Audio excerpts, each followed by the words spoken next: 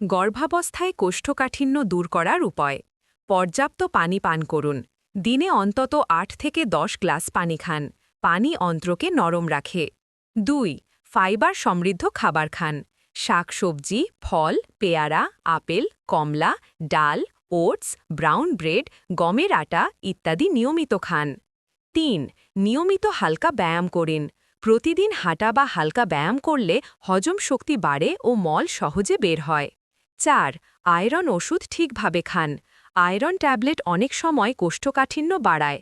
ডাক্তারের পরামর্শে বিকল্প বা অন্য ফর্ম নেওয়া যেতে পারে। ৫. দুধ ও দই খাবার অভ্যাস করুন।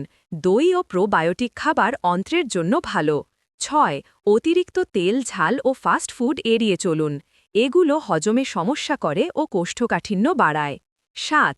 একই সময়ে টয়লেটে যাওয়ার অভ্যাস করুন। প্রতিদিন সকালে চেষ্টা করুন নির্দিষ্ট সময়ে টয়লেটে যাওয়ার। এতে শরীরের রুটিন তৈরি হবে। যদি কোষ্ঠকাঠিন্য অনেক বেশি হয়, মল শক্ত হয়ে যায় বা রক্ত বের হয়, তবে অবশ্যই ডাক্তারের সঙ্গে পরামর্শ করতে হবে।